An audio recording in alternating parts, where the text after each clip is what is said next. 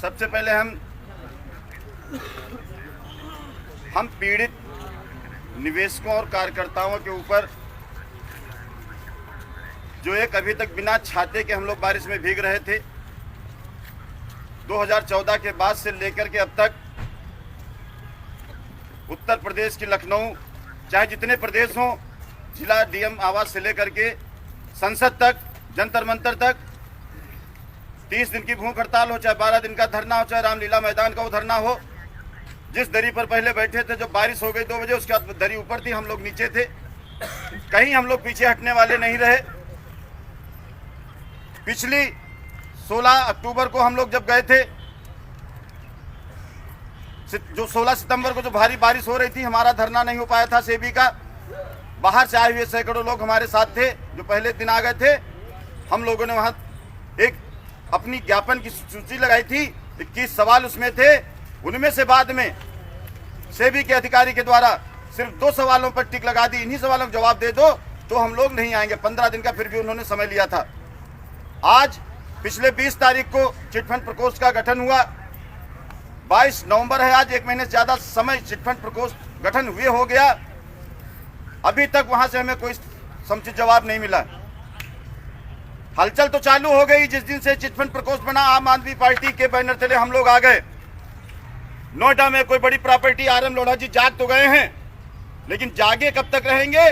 कहीं चुनावी धोखा तो नहीं है जो हलचल मच गई? जैसा कि 8 अगस्त को, 2 अगस्त 2019 को जंतर मंतर पे कांग्रेस के बड़े लीडरों को जो बुला करके हमने मीटिंग की, 6 दिन बाद हमारी पीएससीएल के जो लीगल एडवाइजर थे, अरुण जेटली जी केंद्रीय मंत्री थे, उन्हें सब मालूम था कि निवेशक किस तरह गुमराह हो सकते हैं। 8 फरवरी को पीएससीएल के 6 करोड़ लोगों के लिए ऑनलाइन आवेदन पोर्टल खोल दिया था। पैसे की क्या तैयारी है बिना सोचे समझे। जिस तरीके से मोदी जी ने रात में 8 बजे नोटबंदी की थी, हमारा निवेशक भूल गया पूरे 5 साल किस तरीके से हम लोग दिल्ली और बॉम्बे तक गए हैं। हम लोगों के दर्द को भूल गया और उसने सोचा माननीय मोदी जी 15-15 लाख तो भेज दिए थे 2014 के बाद, हमारा पैसा अपने आप हमारे घर आ जाएगा, एजेंट की जरूरत नहीं पड़ेगी। लोगों ने जाकर के फिर सरकार बनवा दी।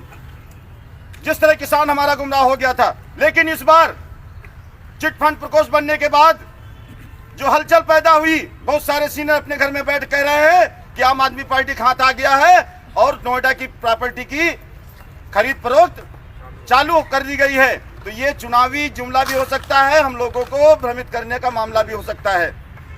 आज चुनाव 2022 का उत्तर प्रदेश की धरती पर है।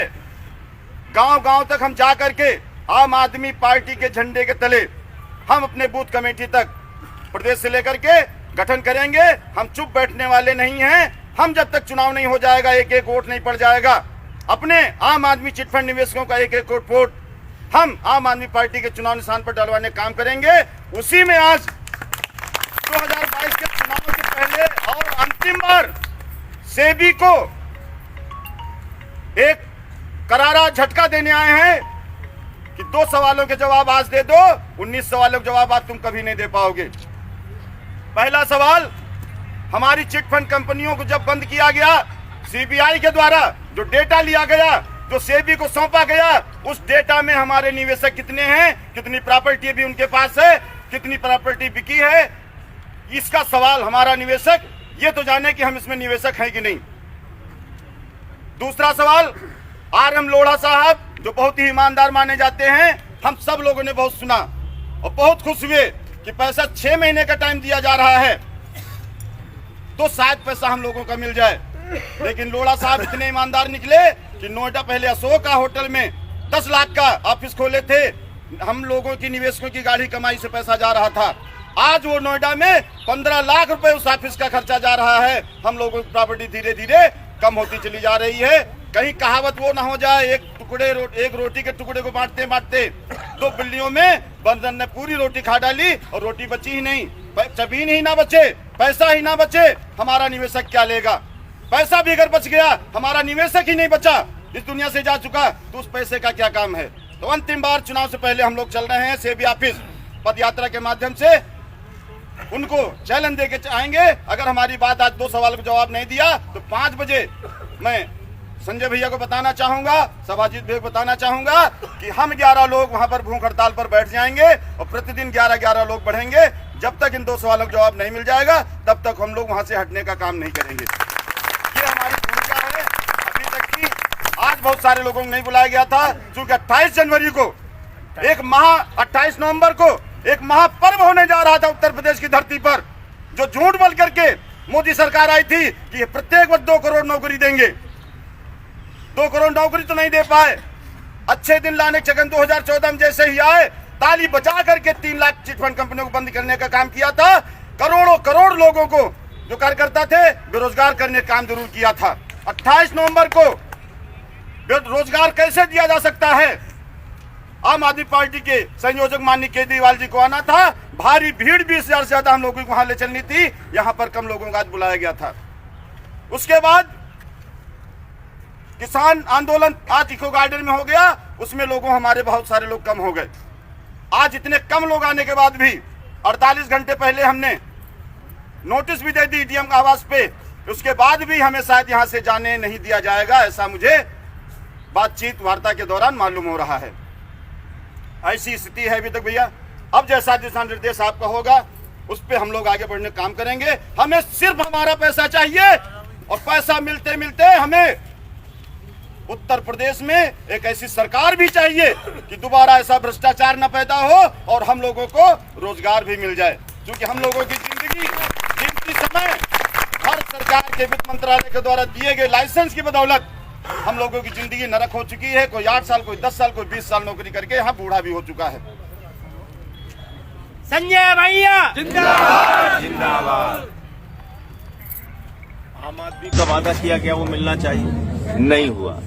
तो 2 फरवरी 2016 को सुप्रीम कोर्ट ने एक आदेश किया कि सेबी को जिम्मेदारी दी गई, लोढ़ा साहब को जिम्मेदारी दी गई। एक कमेटी बनाया सुप्रीम कोर्ट ने कि जो निवेशक हैं इन कंपनियों के, पीएसीएल के और तमाम, तो उसके लिए उनको जिम्मेदारी दी गई कि उनका पैसा ब्याज सहित जो उनका बनता है वो वापस कराया जाए। उसकी प्रक्रिया आज तक पूरी नहीं की गई। इन लोगों का पैसा वापस नहीं हो रहा है, इनकी डिमांड्स मानी नहीं जा रही हैं। उसके लिए आज ये लोग यहाँ धरने पर बैठे हुए हैं। अभी सेबी के अधिकारियों से इनकी वार्ता होगी।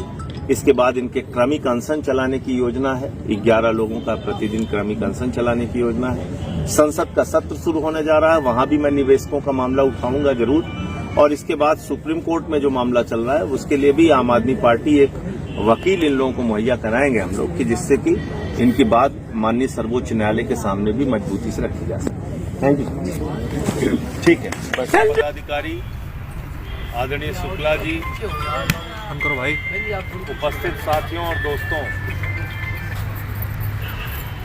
इस पूरे मामले में पीएसीएल ही नहीं, तमाम चिट फंड कंपनियां हैं जिन्होंने हिंदुस्तान के करोड़ों लोगों का लाखों करोड़ रुपए खा लिया।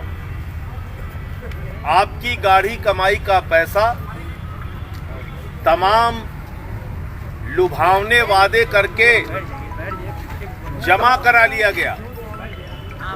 आपको ये बताया गया कि इतने समय में 2 गुना हो जाएगा, 4 गुना हो जाएगा। तमाम तरीके का आपको सब्ज बाग दिखाया गया और उसके बाद आपका पैसा लूट लिया गया। तो पहली बात तो ये कि ये जो मामला है ये कोई ऐसा मामला नहीं है जिसमें आप सरकार से कोई मांग कर रहे हैं। ये ऐसा मामला है जहां पर आपका पैसा दिन दहाड़े कंपनी खोल के, दफ्तर खोल के लूट लिया गया। लूट हो गई आपके साथ, हजारों लाखों करोड़ की लूट हो गई। और उस लूट का पैसा आप अपना वापस मांग रहे हैं। कोई दया नहीं मांग रहे, कोई भीख नहीं मांग रहे। ऐसा बिल्कुल आप नहीं कह रहे कि आपको सरकार से कोई लाभ अतिरिक्त चाहिए। नहीं, आपका अपना पैसा जो आपने अपने भविष्य को सुरक्षित करने के लिए जमा किया था उस पैसे पे लूट हो गई और वो आपको वापसी चाहिए। गलत तो नहीं कह रहा हूं? तो इस मांग को सड़क से लेके संसद तक उठाने में आम आदमी पार्टी का एक एक कार्यकर्ता आपके साथ है, क्योंकि अब आप हमारे परिवार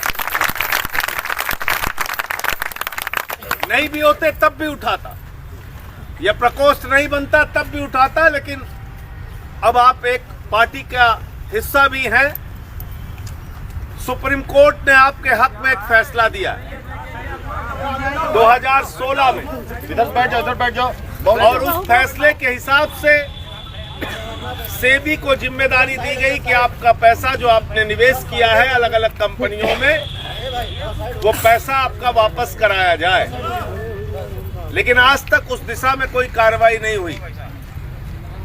इसमें सुप्रीम कोर्ट से भी लड़ना पड़ेगा, सेबी से भी लड़ना पड़ेगा, सरकार से भी लड़ना पड़ेगा, और इस सब के लिए एक लंबी लड़ाई के लिए आप लोग मानसिक रूप से तैयार हो जाइए। और एक चीज अब जान लीजिएगा, भारतीय जनता पार्टी और नरेंद्र मोदी जी ने आपको एक फार्मूला दे दिया। वो फार्मूला क्या है?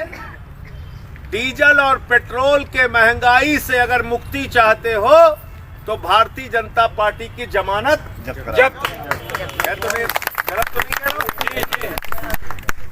अगर काले कानून को किसानों के वापस कराना चाहते हो तो बीजेपी की जमानत जब्त करा दो। अगर आपको निवेशकों का पैसा वापस चाहिए तो भारतीय जनता पार्टी की जमानत जब्त करा दो। अगर भारतीय जनता पार्टी से और इस सरकार से, इन तानाशाह लोगों से कोई काम करवाना है तो चुनाव में इनको हराना सबसे ज्यादा जरूरी है, तभी आपकी बात माने। तो इसलिए लंबी लड़ाई के लिए आप लोग तैयार हो जाइए। तैयार है। प्रशासन ने क्या कहा आपसे मुझे नहीं मालूम, लेकिन आपकी लड़ाई पुलिस वालों से भी नहीं है, इनकी तो जिम्मेदारी है। इनको कानून व्यवस्था के लिए यहाँ पे जिम्मेदारी दी गई है। इनसे बात कर लीजिए। आपके प्रतिनिधि मंडल, आपके लोग, 5 लोग, 7 लोग, 10 लोग, सेबी के अधिकारियों से मुलाकात करनी हो, प्रशासन से वार्ता करनी हो, एक एक मुद्दे पर बातचीत और वार्ता करके इसका समाधान कैसे निकल सकता है उसके लिए योजना बना के काम कीजिए। मुझे बड़ी प्रसन्नता है कि शुक्ला जी ने कहा है कि अनिश्चितकालीन 11 लोगों का अनशन जारी रहेगा। तो इसके लिए मैं उन सारे साथियों को बधाई देना चाहता हूं जो इस लंबे आंदोलन की तैयारी में है और इसको बड़ा बना। कितने लोग तैयार हैं? हाथ उठाकर एक दिन में कुछ नहीं मिलने वाला। किसानों को देख लिया आपने, 1 साल तक सड़कों पर बैठकर उन्होंने आंदोलन किया। संसद में मैंने किसानों का मुद्दा उठाया था, संसद में माइक तोड़ा तो मेरी आलोचना हुई। मैंने भाजपाइयों से कहा, भाजपाइयों तुमने किसानों की हड्डी तोड़ा है, मैंने तो सिर्फ माइक तोड़ा है। अगर तुम हड्डी तोड़ोगे तो मैं माइक तोड़ दूंगा। तो इसलिए घबराने की जरूरत नहीं है। तुरंत कोई चीज का समाधान निकल जाएगा वो भी जरूरी नहीं है। इसलिए एक लंबी लड़ाई के लिए आप लोग तैयारी अपनी कीजिए। आपको ढेर सारी शुभकामनाएं। मैं आपको ये आश्वस्त कर सकता हूं कि संसद का सत्र 29 तारीख से शुरू होने जा रहा है और इस संसद के सत्र में निवेशकों की आवाज सरकार के सामने पूरी बुलंदी के साथ उठाऊंगा और आपके मुद्दे के आम आदमी पार्टी जिंदाबाद, आम आदमी पार्टी जिंदाबाद, यानी केजरीवाल जिंदाबाद, और मैं देश के वित्त मंत्री से बात करूंगा। समय लेकर आपके प्रतिनिधि मंडल की मुलाकात भी उनसे कराऊंगा जिससे कि इसका कुछ समाधान निकले। और सुप्रीम कोर्ट में जो आपका मामला चल रहा है वहां वकील देने की भी जरूरत पड़ेगी, उसके लिए भी इंतजाम आम आदमी पार्टी। संजय भैया